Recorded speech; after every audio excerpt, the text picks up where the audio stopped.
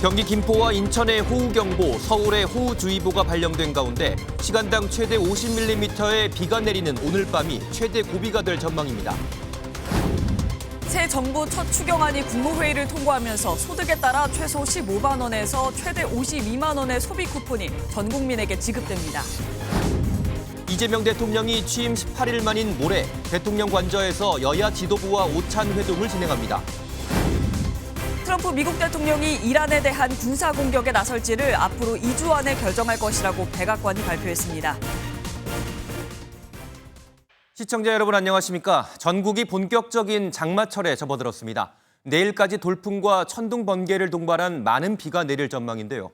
조금 전인 오전 6시 서울에는 호우주의보가, 인천과 경기 지역에는 호우경보가 발령됐습니다.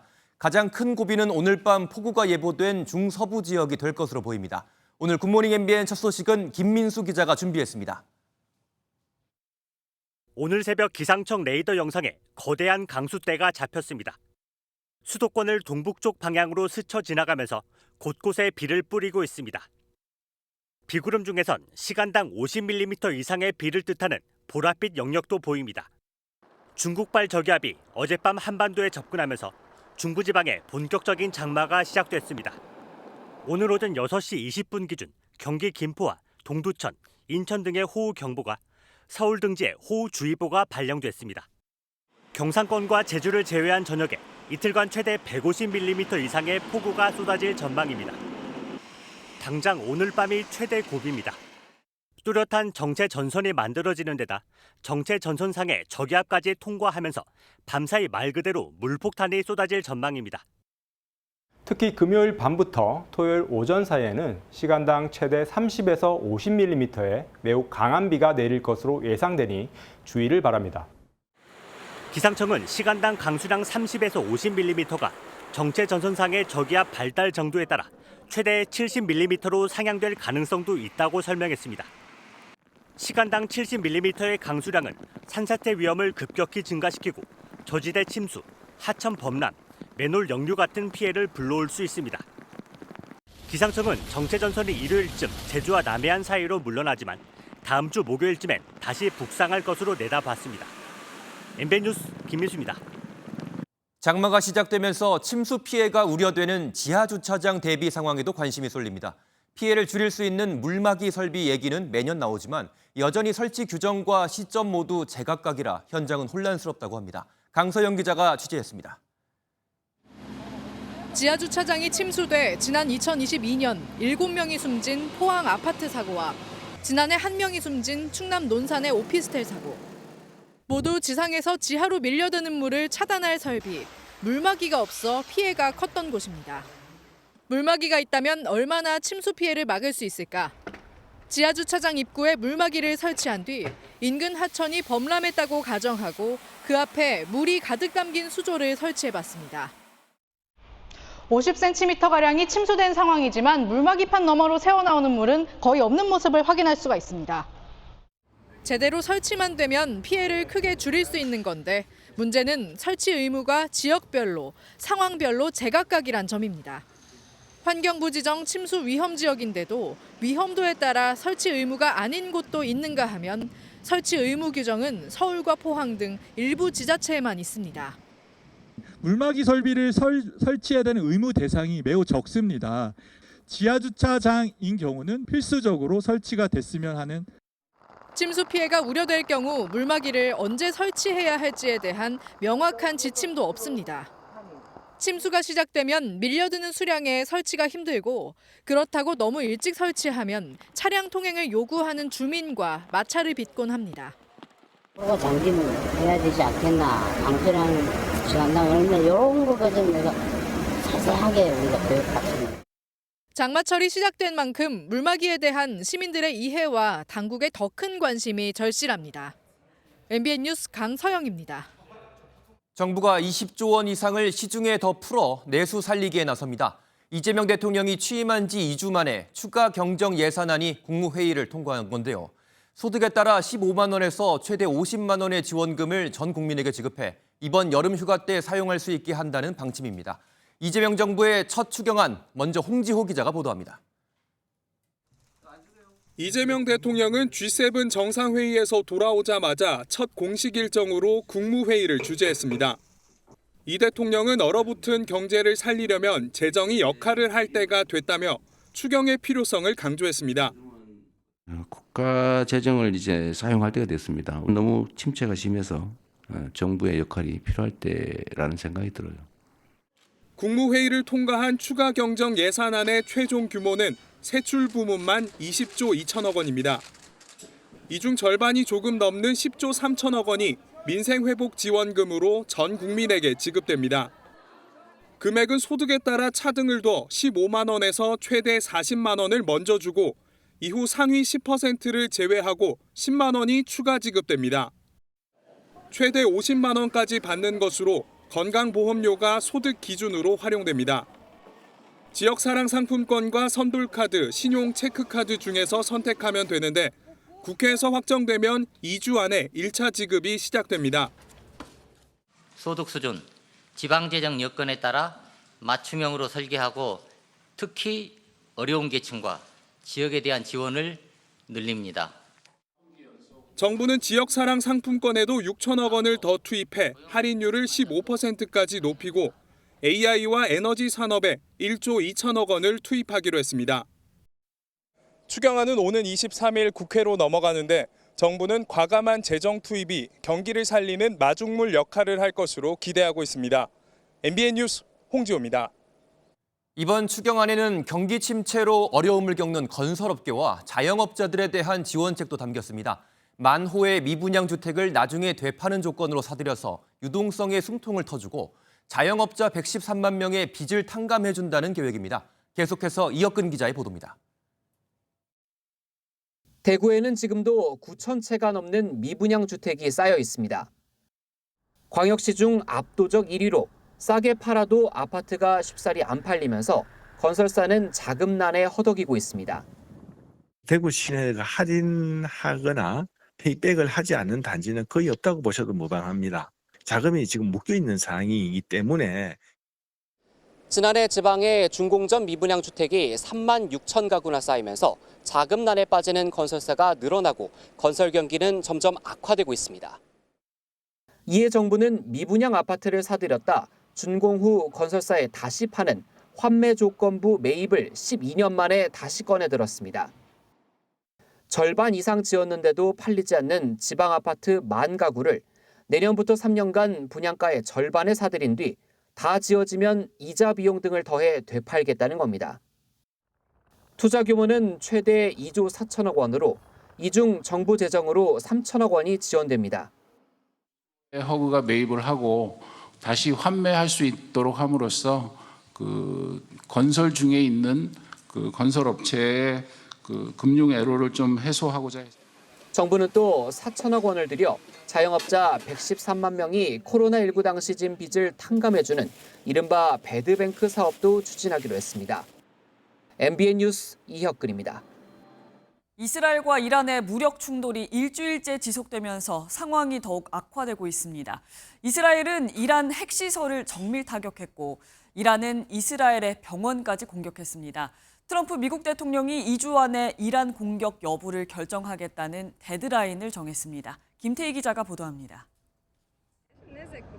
건물 일부가 그을린 채 형체를 알아볼 수 없을 정도로 무너져 내렸습니다. 이스라엘은 1,000개 병상 규모의 소로카 병원과 민간인 주거 지역이 이란의 공습을 받아 최소 240명이 다쳤다고 밝혔습니다. They're targeting civilians because they're a criminal regime. They're the arch terrorists of the world. 이스라엘은 같은 날 이란이 탄도 안에 수백 개의 폭탄이 들어있는 집속탄을 발사했다고 주장했습니다. 앞서 이스라엘군은 이란의 핵시설과 원전을 공격했다고 밝혔다가 원전 언급이 실수였다며 발표를 정정했습니다. 러시아는 이란의 원전이 폭발하면 체르노빌급 재앙이 될 것이라고 즉각 우려를 표했습니다. 핵무기를 포기하라며 이란을 압박해온 트럼프 미국 대통령은 2주 안에 미국의 군사 개입 여부를 결정하겠다고 밝혔습니다. That there's a substantial chance of negotiations that may or may not take place with Iran in the near future. I will make my decision whether or not to go within the next 2 weeks. 외신은 트럼프 대통령이 이미 이란 공격 계획을 승인했지만 이란의 태도를 지켜보기 위해 보류한 상태라고 전했습니다. 미국 정치권 내부에서는 중동 전쟁 개입에 신중해야 한다는 목소리도 나옵니다. 유엔 안보리에서도 미국의 개입을 두고 미중 러간 공방이 이어졌습니다. 미국은 이스라엘의 자위권을 강조한 반면 중국과 러시아는 외부 개입과 일부 국가의 지정학적 야욕이 사태를 키웠다고 비판했습니다. MBN 뉴스 김태희입니다. 이스라엘의 공습이 집중되고 있는 이란에선 탈출 행렬이 이어지며 수도 테헤란 거리가 텅 비었습니다. 이스라엘에서도 공습을 피해 지하철역으로 대피하는 상황이 이어졌는데 시민들의 공포가 점점 더 커지고 있습니다. 이어서 한효혜 기자입니다. 일주일 가까이 이어진 공습에 이란 수도 테헤란의 아침은 조용했습니다. One thing that you notice is that the city is pretty empty. There's not many people who are on the streets. There are so a lot of the shops do remain closed. 이스라엘의 공습과 도널드 트럼프 미국 대통령의 경고가 이어지며 공포에 질린 시민들은 테헤란을 빠져나갔습니다. 밤낮으로 도로에는 도심을 빠져나가기 위한 차량들로 가득 차 정체를 빚었고 일부 시민들은 국경을 맞닿은 파키스탄과 튀르키예로 급히 몸을 피했습니다. مجبور شدیم وسایلمون رو جمع کنیم بیایم فعلا تا اطلاع ثانوی هر موقع شد بعد دوباره برگردیم بریم سر کار و زندگی. 이스라엘의 사이버 공격을 막기 위해 인터넷 접속도 차단돼 제대로 된 정보를 얻기도 어려운 상태입니다.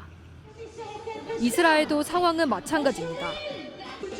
대피소가 없는 지역에서는 밤이 지나가기만을 기다리며 주민들은 지하철역 안으로 몸을 숨겼습니다. Our city has very, very old buildings without shelters and without safe spaces. So that is why I'm here with my son and my little baby daughter who is 4 months old today. Today she's 4 months old. 이스라엘과 이란의 교전이 격화하며 끝이 보이지 않는 상황에서 민간인들의 고통이 늘고 있습니다. MBN 뉴스 한여입니다. 영공이 폐쇄되자 주 이란 대사관은 우선 급한 대로 교민 30명을 버스에 태워 1200km나 떨어진 투르크메니스탄으로 대피시켰습니다. 이동에만 무려 30시간 넘게 걸린 강행군이었는데 아직도 이란과 이스라엘엔 수백 명의 교민이 남아 있습니다. 이 소식은 안보람 기자가 보도합니다. 거친 바람이 부는 들판 사이를 버스 한 대가 서둘러 나아갑니다. 우리 교민들을 태운 버스가 약 1200km 떨어진 투르크메니스탄으로 이동하는 겁니다. 이란 영공이 폐쇄되자 주 이란 대사관은 임차 버스를 마련해 우리 교민들을 인근 국가로 대피시켰습니다. 현지 시각 17일 20명에 이어 19일 오후 10명이 추가로 탈출했습니다. 이동에는 휴식 시간을 포함해 30시간이 넘게 걸린 걸로 전해졌습니다. 아직 현지에 남아있는 교민들은 대피 여부를 놓고 고민이 큽니다. 바깥에 그 시골로 피난 가는 길도 많이 막히고 휘발유 관계도 무척 어렵고 그래서 그냥 집에서 있고 앞으로 뭐 며칠 내에 어떻게 또 될지는 장담할 수 없지. 이스라엘에서도 현지 시각 16일 23명에 이어 19일 26명이 인접 국가인 요르단으로 대피했습니다. 이스라엘의 교민들과 단기 체류자들은 불안감 속에 SNS 등을 통해 대피 정보를 나누고 있습니다. 이번 대피로 현재 이란에는 약 80명, 이스라엘엔 약 460명의 교민이 남아있는 걸로 알려졌습니다. 외교부는 이란 전 지역에는 여행경보 3단계를 내렸고 이스라엘엔 일부 지역을 3단계로 격상했습니다. 정부는 중동 지역의 상황을 예의주시하면서 우리 국민의 안전 확보를 위한 다양한 방안들을 검토하고 있습니다. MBN 뉴스 안보람입니다. 조은석 특별검사가 이끄는 내란 특검이 김용현 전 국방부 장관을 추가로 재판에 넘겼습니다.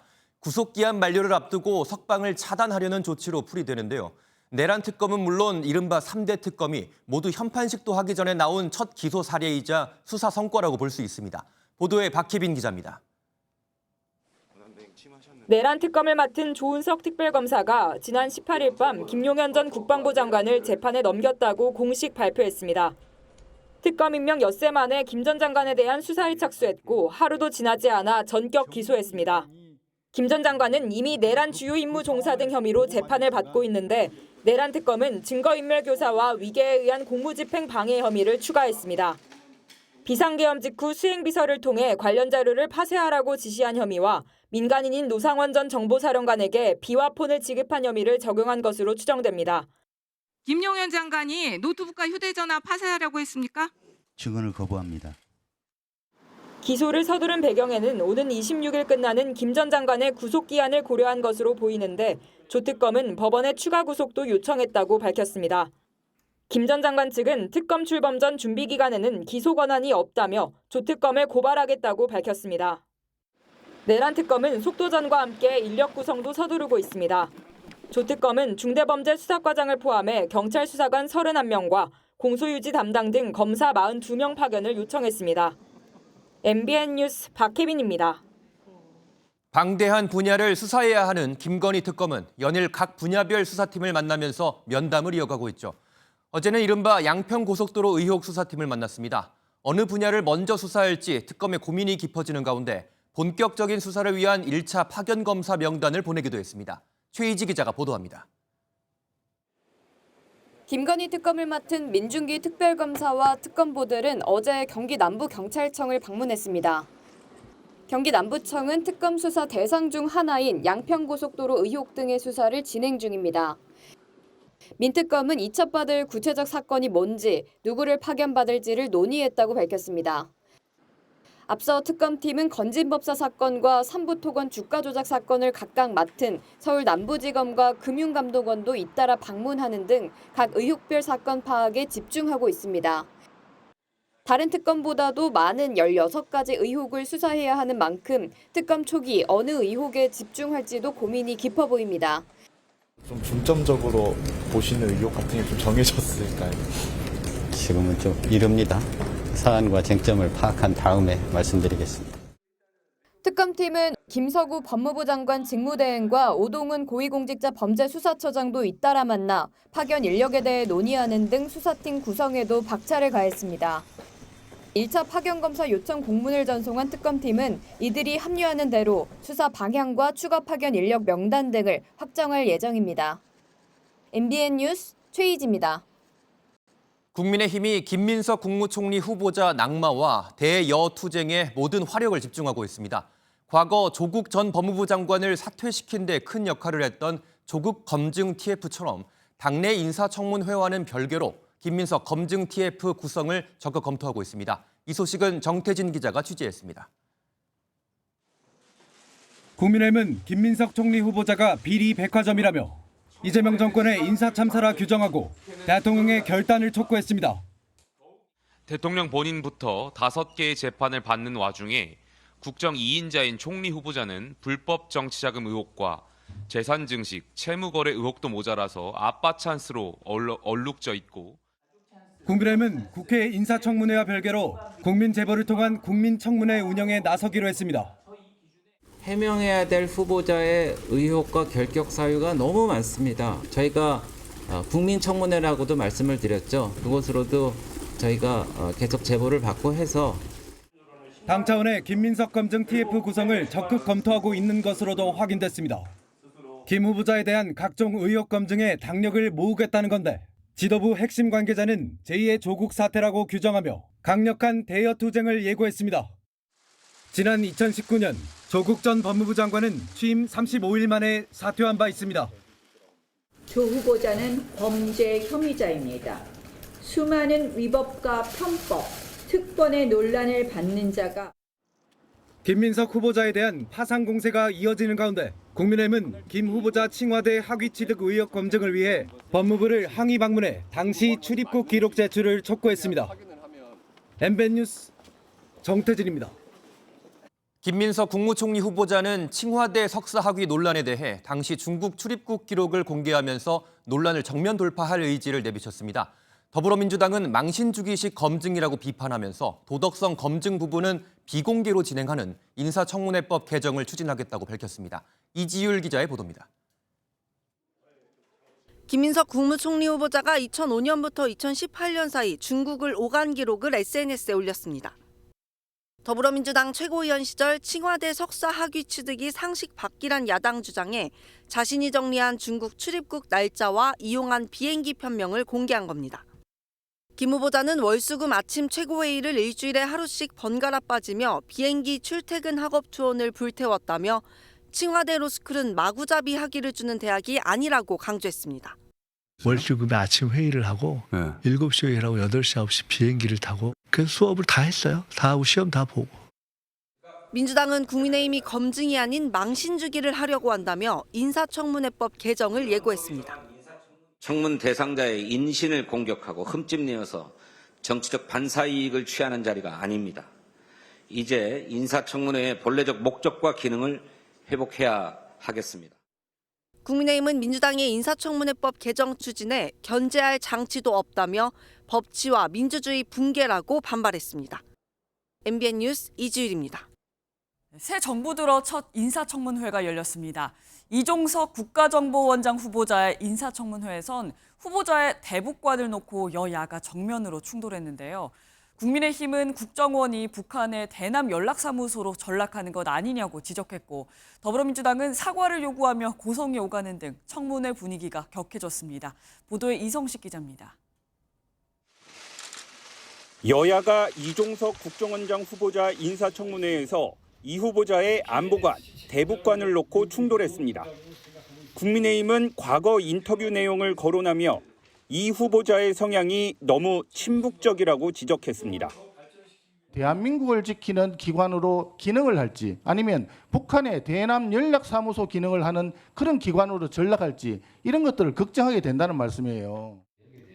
대남 연락사무소라는 표현에 더불어민주당은 강하게 반발했습니다. 윤석열 내란숙의 보고연락소장입니까? 이렇게 부르면 좋아하지 않잖아요. 동일합니다. 전 이건 사과가 필요한 내용이라고 봅니다. 송원석 국민의힘 의원이 사과를 거부하자 한때 고성이 오갔습니다. 발언 중요해 지금. 발언 중이라고요. 왜 반말하고 그래? 이 후보자는 자신이 친북으로 불리는 데 대해 적극 해명했습니다. 보수적인 데서는 자주파라고 저 비난했고 진보적인 데서는 동맹파라고 비난을 했습니다. 자주파도 동맹파도 아닌 저는 그냥 실익을 따라왔는데 오후엔 안보 현안 문제 관련 청문회를 비공개로 진행했는데 남북관계 개선 방향과 국정원 개혁 방안 등에 대한 폭넓은 논의가 있던 것으로 전해집니다. 국회 정보위원회는 오늘 이 후보자의 적격 여부를 판단해 인사청문 경과보고서 채택 여부를 결정할 예정입니다. MBN 뉴스 이성식입니다. 세종으로 내려가 정부 부처들의 업무 보고를 받고 있는 국정기획위원회가 보고 내용이 매우 실망스럽다고 강하게 질책했습니다. 보고를 아예 다시 받겠다고까지 했는데 윤석열 정부와 비상계엄 정국을 지나면서 공직사회가 얼마나 무너졌는지 여실히 보여주고 있다고 지적했습니다. 이승민 기자입니다. 이틀째 업무 보고를 받는 국정기획위는 수위 높은 표현으로 부처를 비판했습니다. 한마디로 좀 실망이다. 매우 실망이다. 전 부처의 업무 보고를 다시 받는 수준으로 진행을 할 겁니다. 공약에 대한 분석이 부족하고 내용도 없고 구태의연한 과제를 나열하는 데 그쳤다는 겁니다. 부처 개편 이야기가 나오면서 공직사회가 혼란스러운 분위기라는 말에는 태업이라고 질책했습니다. 중소벤처기업부 업무 보고를 받은 뒤 문재인 정부 출범 당시보다 공약 이해도가 떨어진다고 질책한 이한주 위원장도 연일 쓴소리를 이어갔습니다. 지난 겨울부터 시작해서 대선에 이르기까지의 기간 동안에 많은 부분이 우리나라가 흐트러져 있습니다. 기재부 업무보고에서 지난 2년 연속 이어진 결손을 지적한 국정기획위는 조세재정제도 개편 TF를 꾸리고 본격적인 개선 작업에 착수했습니다. 국방부에서는 12.3 비상계엄의 핵심적인 역할을 한 방첩사령부를 개편해야 한다는 공감대가 형성된 것으로 전해졌습니다. 국정기획위는 예정된 업무보고는 그대로 진행하되 미흡한 점을 보완해 사실상 새로 보고를 받겠다는 방침입니다. 국정기획위가 강도 높은 비판 메시지를 던진 건 국정설계 초기 단계부터 각 부처 기강 잡기에 나선 것이란 해석이 나옵니다. MBN 뉴스 이승민입니다. 이재명 대통령이 1박 3일간의 G7 정상회의 일정을 마치고 귀국하면서 이제 관심은 불발됐던 한미 정상회담 개최 여부로 쏠리고 있습니다. 일단 오는 24일 열리는 나토 정상회의에 트럼프 대통령이 참석하면 정상회담을 추진할 것으로 보입니다. 표선우 기자가 보도합니다. 우리 정부는 이번 G7 정상회의 참석을 한국 민주주의와 정상외교 복원을 알리게 된 계기라며 실용 외교의 첫걸음이라고 자평했습니다. 앞으로 이재명 정부는 정상외교를 더 높은 단계로 강화해 나가는 동시에 고객 중심 실용 외교를 적극적으로 실천해 나가고자 합니다. 이재명 대통령도 대한민국 민주주의의 복원을 국제사회에 알릴 수 있어 기쁘다며 앞으로도 당당히 목소리를 내겠다고 소회를 밝혔습니다.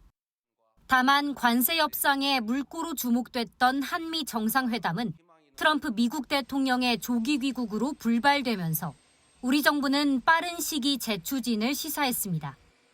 대통령실은 우선 트럼프 대통령의 나토 회의 참석 여부를 주시하고 있습니다. 중동 전쟁 여파로 트럼프 대통령이 나토 회의를 불참할 수도 있다는 관측이 제기되면서 우리 정부도 이에 맞춰 회담 방식을 검토하는 겁니다.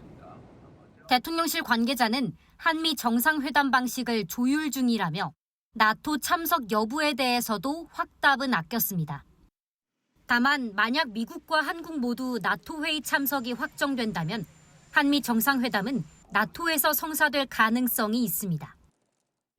오는 7월 8일이면 미국의 관세 유예가 종료되는 만큼 대통령실은 종료일 전 회담 성사에 추진 속도를 내고 있습니다.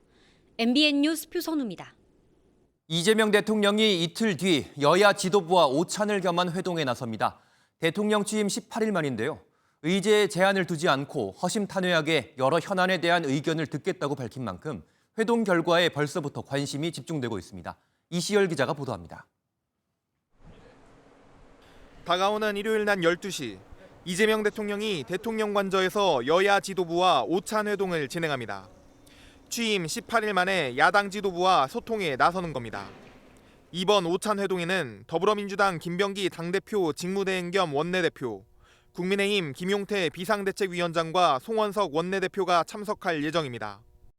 여야 지도부 회동 관련해서는 지난 6월 17일 강훈식 비서실장이 대통령의 초청 의사를 전달하였고 각 당 지도부는 당시에 흔쾌히 수락한 바 있습니다.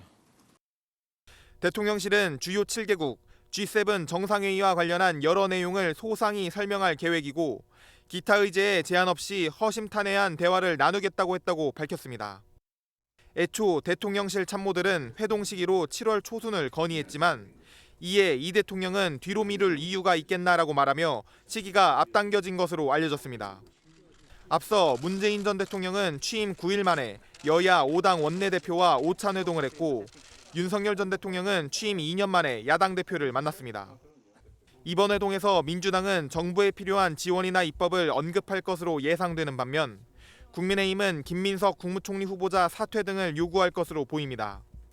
이 대통령은 비교섭단체 지도부와의 회동도 별도로 추진할 것으로 전망됩니다. MBN 뉴스 이시열입니다. 미국 국방부가 한국도 국내 총생산 GDP 5% 수준의 국방비를 지출하길 기대한다고 밝혔습니다. 우리나라는 현재 GDP의 2.8% 규모를 국방비로 쓰고 있는데요.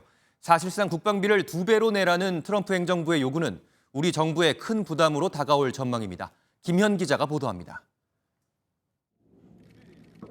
미국 국방부가 한국을 포함한 아시아의 동맹국들도 국내 총생산의 5% 수준으로 국방비를 지출해야 한다는 새로운 기준을 제시했습니다. 현판의 미국 국방부 대변인은 현지 시각 19일 아시아 동맹을 위한 새로운 기준을 설정하고 있다며 그 기준은 GDP의 5%를 국방에 지출하는 것이라고 밝혔습니다. 앞서 미국은 전 세계 동맹국들의 새로운 국방비 지출 기준을 마련했다며 국방비 분담을 예고한 바 있습니다. Asian allies should look to countries in Europe as a newfound example. NATO members are pledging to spend 5% of their GDP on defense. 지난해 우리나라는 GDP의 2.8% 수준인 약 66조 원을 국방비로 지출했는데 트럼프 정부의 요구대로 5%까지 국방비를 늘릴 경우 약 120조 원까지 규모가 늘어납니다. 미국이 동아시아 외교의 우선순위를 중국 견제에 두면서 우리나라를 포함한 아시아 동맹국들에도 국방 예산 증액을 압박한 것으로 풀이됩니다. 만약 트럼프 행정부의 요구가 실제로 현실화한다면 이재명 정부의 외교 안보 분야 또 다른 시험대가 될 것으로 보입니다. MBN 뉴스 김현입니다. 어제 서울 강동구의 한 한의원을 찾은 남성이 병원장에게 흉기를 휘두른 뒤 도망갔다가 5시간 만에 붙잡혔습니다. 경찰은 두 사람이 소송 중인 것으로 파악했습니다. 노태현 기자가 보도합니다. 30도를 웃도는 무더운 날씨에 셔츠와 흰색 바지를 입은 남성이 뛰어갑니다. 마치 누군가에게 쫓기듯 달리면서 뒤를 돌아봤다가 다시 발걸음을 재촉합니다. 이 남성이 서울 지하철 8호선 천호역으로 향하는 모습도 발견됩니다. 서울 강동구의 한 한의원에서 흉기 난동을 벌인 남성 A씨입니다. 소리가 나니까 놀래서 나와봤는데 나오면서 핸드폰 빌려달라고 해서 일일이 신고하는 것만 도와드리고. A씨는 어제 오후 3시 39분쯤 이 한의원을 찾았다가 병원장 B씨에게 흉기를 수차례 휘두른 것으로 전해졌습니다. B씨는 국회의원을 지냈던 이력이 있는 인물로 알려졌습니다. 얼굴과 팔 등에 부상을 입은 B씨는 병원으로 옮겨졌는데 다행히 생명에는 지장은 없는 상태인 것으로 알려졌습니다. A씨는 범행 직후 지하철 등 대중교통을 이용해 도주했지만 5시간 만인 오후 8시 52분쯤 주거지에서 붙잡혔습니다. 경찰은 A씨와 B씨 두 사람이 소송을 벌이며 갈등 관계에 놓여 있었던 것으로 파악했는데 이번 범행과 직접적인 연관이 있는지 조사하고 있습니다. MBN 뉴스 노태현입니다. 안 그래도 힘든 자영업자들을 더 힘들게 하는 게 배달 앱 중개 수수료죠. 배달 앱 1위 배달의 민족이 10,000원 이하의 소액 주문은 수수료를 안 받기로 했는데 정작 자영업자들의 반응은 시큰둥합니다. 정설민 기자가 보도합니다. 석 달 가까이 사회적 대화를 벌여온 배달의 민족과 입점업주들이 중간 합의에 도달했습니다. 가장 큰 변화는 10,000원 이하 소액 주문은 중개 수수료를 안 받고 배달비도 일부 지원해 주기로 했습니다. 10,000원은 넘지만 15,000원이 안 되는 주문도 수수료를 낮추기로 했습니다. 1인 가구가 증가하고 생활 패턴이 바뀌면서 소비자들은 주문 금액이 낮아지길 원하지만 그럴수록 업주님들 비용이 부담이 높아지는 문제를 해소해야 한다는. 지금은 10,000원짜리 주문을 받으면 중개 수수료 780원과 배달비 3,400원을 배민이 가져갑니다. 하지만 수수료를 안 내고 배달비 지원도 받으면 점주 부담은 2,000원 밑으로 줄어듭니다. 배민 측은 입점업체의 절반 이상이 혜택을 볼 것으로 예상했는데요. 정작 자영업자들의 반응은 시큰둥합니다. 대부분 최소 주문 금액이 10,000원을 넘는 데다 소액 주문 비중도 크지 않아 실질적인 도움이 안 된다는 겁니다. 최하 가격이 배달 2만 원이에요. 치킨 하나를 주문하더라도 별로 그렇게 10,000원을 인하를 해준다, 어때 지원을 해준다 그런 거는 큰 힘이 될 것 같지는 않습니다. 배달앱 2위 쿠팡이츠도 사회적 대화를 진행 중인 가운데 자영업자의 숨통을 트여줄 진짜 상생안을 이끌어낼 수 있을지 주목됩니다. MBN 뉴스 정상민입니다.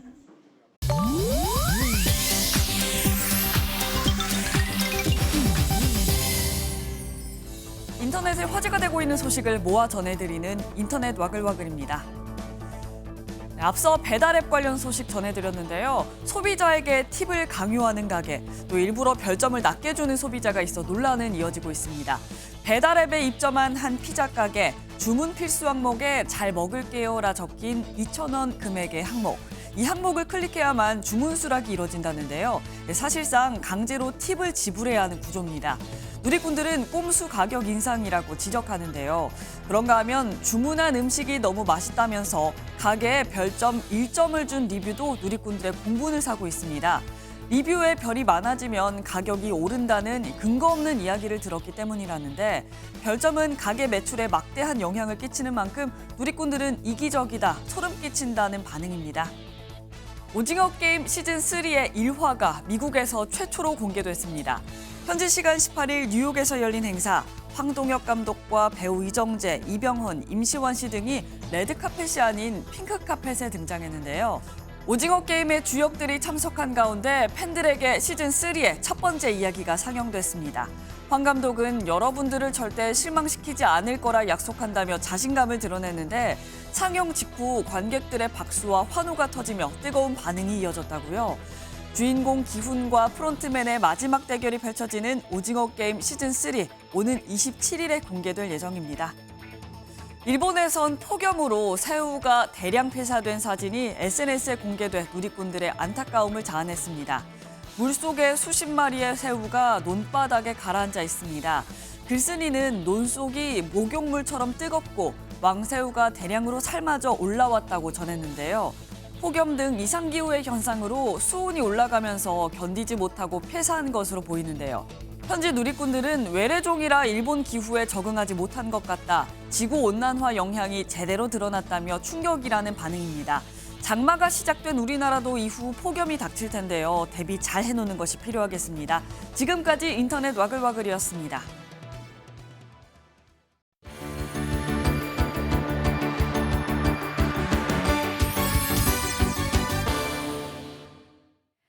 굿모닝 월드입니다. 어미를 잃고 의지할 곳 없던 새끼 라마에게 새로운 가족과 집이 생겼습니다. 그러면서 직업도 얻었다는데요. 새끼 라마의 이색적인 사연을 소개합니다. 칠레 타라파카주의 사막에 자리한 경찰서에 새로운 동료가 생겼습니다. 새끼 라마 미겔리토가 그 주인공인데요. 어미를 잃고 돌볼 목동 가족도 없던 생후 5일 된 미겔리토의 사연을 듣고 경찰서에서 입양한 겁니다. 분유를 타 먹이고 산책도 시키며 정성껏 돌본 덕에 무럭무럭 자라 이제 생후 3개월이 됐는데요. 이름까지 새겨 특별히 제작된 제복을 입고 경찰서 안을 자유롭게 누비는 미겔리토, 진정 일원이 됐습니다. 이 소식이 SNS에 널리 알려지면서 칠레 사막의 스타로도 자리 잡았다네요. 매년 여름 덴마크에선 유럽 최대 규모의 연날리기 축제가 열립니다. 전 세계에서 모여들어 수만 개의 연을 날린다는데요. 시원한 바닷바람에 연들이 휘날리는 진풍경 함께 감상해 보시죠. 하늘을 빼곡히 메운 각양각색 연들. 공룡의 긴 꼬리가 달린 연, 인기 게임 속 캐릭터 등 다채로운 연들이 바람에 몸을 맡기고 있는데요. 올해로 40주년을 맞은 국제 연날리기 축제가 덴마크 페노섬에서 열렸습니다. 26개국 5,000명 이상의 연 애호가들이 넓디 넓은 해변에 모였는데 일요일까지 무려 25,000개가 넘는 연이 전시될 예정이라고요. 연이 얼마나 긴지 줄지어 나눠들고 이동하는 모습도 장관입니다. 넓고 평평한 해변과 일정한 바람 덕분에 페노섬은 세계 최고의 연날리기 명소라네요. 최근 이상기후가 빈번하게 나타나면서 미국에선 보다 강력해진 폭풍으로 피해가 극심하다는데요. 지피지기면 백전백승이라고 하죠. 폭풍에 대해 파악하기 위해 위험을 무릅쓴 이들이 있다고 합니다. 세찬 우박을 맞고 서 있는 차량 한 대. 우박 때문에 옴짝달싹 못하는 게 아니라 일부러 나온 건데요. 악천후를 연구하는 미국의 국립연구소가 최첨단 고속 카메라로 우박을 실시간 관찰하는 겁니다. 떨어진 우박이 어딘가에 충돌한 뒤 산산조각 나는 모습을 자세히 확인할 수 있는데요. 이상기후가 잦은 상황에서 우박이 얼마나 빨리 떨어지고 녹거나 부서지는지 살펴 폭풍의 실체에 한 걸음 더 다가가려는 거죠. 대신 대가가 만만치 않은데요. 앞유리에 구멍이 나는 건 감수해야 한다네요. 지금까지 굿모닝 월드였습니다. 굿모닝 문화 소식입니다. 광복 80주년 독립운동가들이 직접 사용했던 물건과 지키고자 했던 문화를 만날 수 있는 고미술 페어가 열렸습니다. 또 2015년 초연 후 큰 사랑을 받아온 뮤지컬 팬텀이 10주년을 맞아 역대 최고의 무대를 선보입니다. 문화 소식 이상주 기자가 전해드립니다. 독립운동가가 주고받았던 서신과 서첩, 당시 사용했던 가구와 도자기, 회화 등에는 우리가 지키고자 했던 문화가 있습니다. 선조의 손때가 묻은 고미술 작품 수백 점이 한자리에 모였습니다. 고미술 수장가와 대중을 연결하는 소통의 장으로 자리 잡은 한국 고미술 페어는 관람객도 부담 없이 고미술을 경험하고 전통의 아름다움을 느낄 수 있습니다. 초청 강연, 고미술품 무료 감정 등 진입 장벽도 낮췄습니다. 우리 고민실을 갖다가 이제 외국에다 좀 알리자. 외국 사람들도 와서 우리 문화를 많이 알려주면은 그런 하는 바람이죠. 한국 고민술 전시가 있고 또 앞쪽에 보면은 우리 새로운 특이한 민화 전시회가 있습니다. 많은 분들이 오셔가지고 두 부스에서 많이 좀 구경 좀 해주시면. 19세기 말 파리 오페라 극장. 오페라의 성지로 불리는 곳이지만 지하로 이어진 계단을 따라 내려가면 영영 돌아오지 못한다는 소문이 들립니다. 10주년 기념이라는 타이틀답게 오페라와 뮤지컬, 발레와 고난도 액션까지 관객의 기대감을 충족합니다. 세계 3대 오페라 극장을 재현한 화려한 무대 미술과 공간감, 추락하는 샹들리에와 지하세계의 웅장함과 서늘함은 작품의 예술성을 빛냅니다. 한층 더 성숙한 그 팬텀의 모습을 보여드리고 싶다는 생각이 좀 깊었고요. 순간에 집중하면서 또 가장 간결하고 정확한 감정을 관객들에게 표출하기 위해서 노력하는 지점, 그 부분에 대해서 많이 고민하고 또 준비를 한 것 같습니다. 촉망받는 작가였던 제이크는 작가로서의 삶을 포기한 채 지체장애 아들 조이를 돌보며 인생을 바칩니다. 연극 킬미나우는 장애인과 그 가정의 삶을 통해 성과 장애, 삶과 죽음, 개인과 가족에서 인간다운 삶을 위해 어떤 선택을 하는 것이 옳은지 묻습니다. MBN 뉴스 이상주입니다. 함께 모여 달리기를 하는 동호회 러닝크루. 요즘 도심 곳곳에서 쉽게 볼 수 있지만 일부 민폐 러닝족을 떠올리며 불편함 느끼는 분들도 계시죠. 이번엔 다릅니다. 달리기를 즐기며 동네 안전까지 지키는 러닝 순찰대가 어젯밤 전국 최초로 서울에서 활동을 시작했습니다. 전민석 기자가 첫 순찰에 함께했습니다. 반사밴드가 달린 조끼를 입고 야광봉을 든 러닝 순찰대가 첫 순찰에 나섰습니다. 러닝 순찰단이 지금 뛰기 시작했는데요. 저도 같이 뛰면서 어떤 활동을 하는지 돌아보도록 하겠습니다. 한 팀당 5km 정도를 도는 코스입니다. 부상을 당하지 않아야 다른 시민분들의 안전을 지킬 수 있잖아요. 그런 것들을 잘 할 수 있도록 준비 운동도 되게 철저히 했고요. 1.6km쯤 뛰었을 시점, 순찰대의 눈에 데크 및 어두컴컴한 장소가 포착됐습니다. 네, 노숙자분들이 여기서 그 돗자리 피고 주무시다거나 그런 걸로 알고 있어요, 저도. 그래가지고 촬영하게 됐습니다. 네. 러닝 순찰대는 저녁 시간 러닝 크루끼리 짝지어 동네를 달리면서 위급 상황이나 위험 요소를 파악하는 즉시 앱을 통해 경찰에 알립니다. 이른바 길막 러닝으로 눈을 찌푸리게 했던 일부 러닝 크루와는 사뭇 다른 모습입니다. 저희는 뭐 자락길이고 어디고 밤이고 새벽이고 계속 뜁니다. 그럴 때마다 조금 사명을 갖고 더 열심히 아무래도 주변을 살피면서 뛰지 않을까 싶습니다. 어제 첫 발을 뗀 러닝 순찰대는 서울 서대문구와 강남구에서 모두 55명이 활동하고 있습니다. 서울자치경찰위원회는 올해 하반기부터 러닝 순찰대를 서울 전역으로 확대하고 100명으로 규모를 늘려 운영할 계획입니다. MBN 뉴스 전민석입니다. 미국과 무역 전쟁을 벌이고 있는 중국의 최대 고민은 좀처럼 살아나지 않는 내수입니다. 중국 정부는 오랜 기간 침체된 내수 경기가 회복되길 바라고 있는데 지난달부터 쇼핑 행사를 중심으로 소비 특수가 일면서 분위기가 달라지고 있습니다. 베이징 김한준 특파원이 취재했습니다. 중국 광저우의 한 건물 입구에 긴 줄이 늘어서 있습니다. 문이 열리자마자 달리더니 에스컬레이터에서도 달리기 경주가 펼쳐집니다. 我这人生还是头次见，这逛家居家电的和逛菜市场一样需要抢。 상반기 최대 쇼핑 행사인 연중 따추를 겨냥해 중국의 대형 온라인 쇼핑몰 업체 징둥이 전국에 5개의 오프라인몰을 개장하자 곳곳에서 사람들이 몰려든 겁니다. 베이징에 있는 징둥 쇼핑몰에 나와봤는데요. 사람이 상대적으로 적은 평일 오전인데도 이렇게 북적이는 것을 보실 수 있습니다. 연중 따추를 맞아 지난달부터 대부분의 쇼핑업체들이 앞다퉈 큰 폭의 할인에 들어갔는데 3주간 징둥의 주문량만 22억 건에 이르는 등 소비 심리가 들썩이는 분위기입니다. 今天主要是过来对比一下价格，看了一下说线下的价格可能还比较优惠，又在这边逛一逛一些家电的。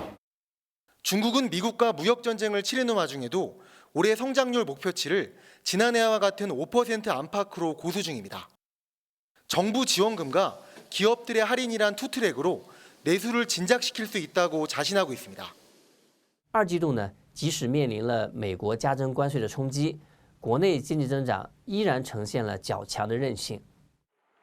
다만 물건을 싸게 파는 정책이 연중 지속될 수는 없는 만큼 진짜 소비 심리가 회복되는지는 좀 더 지켜봐야 한다는 분석도 적지 않습니다. 베이징에서 MBN 뉴스 김한준입니다. 내년에도 최저임금이 업종별 구분 없이 단일하게 적용됩니다. 최저임금위원회는 어제 제6차 전원회의에서 내년 최저임금을 업종별로 달리 적용할지를 놓고 27명이 표결한 결과 반대 15표, 찬성 11표, 무효 1표로 부결됐다고 밝혔습니다. 전국에 장마가 시작됐습니다. 정체전선상에서 강하게 발달한 비구름이 내륙으로 밀려 들어오면서 현재 중부와 전북 지방을 중심으로 30에서 50mm 안팎의 장대비가 쏟아지고 있습니다. 따라서 인천과 파주를 비롯한 경기 북부에는 호우경보가, 그 밖의 수도권과 강원 북부에는 호우주의보가 발효 중입니다. 내일까지 중부지방을 중심으로 강하고 많은 비가 집중되겠습니다. 경기 북부와 강원 북부, 충남과 전북 지방에 150mm 이상, 서울을 비롯한 그 밖의 중부지방으로는 120mm 이상의 많은 비가 예상되고요. 남부지방 곳곳으로도 많게는 80mm의 비가 예상됩니다. 특히 강한 비가 집중되는 시점을 보시면 중부지방은 오늘 오후부터, 남부지방은 내일 새벽부터 시간당 최고 50mm에 달하는 집중호우가 쏟아지겠습니다. 바람도 강하겠습니다. 오늘 오후부터 수도권과 서해안, 강원 산지에는 초속 20에서 25m 이상의 순간 돌풍이 불 때가 있겠습니다.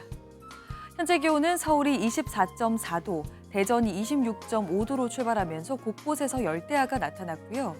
한낮 기온은 서울이 25도, 대구 28도로 어제보다 5에서 9도가량 낮겠습니다. 정체전선이 차츰 남쪽으로 이동하면서 중부지방의 비는 내일이면 그치겠지만 남부지방의 비는 다음 주까지 길게 이어질 전망입니다. 날씨였습니다. 저희는 다음 주 월요일 아침 7시에 더 알찬 소식으로 다시 찾아오겠습니다. 뉴스 마칩니다. 고맙습니다.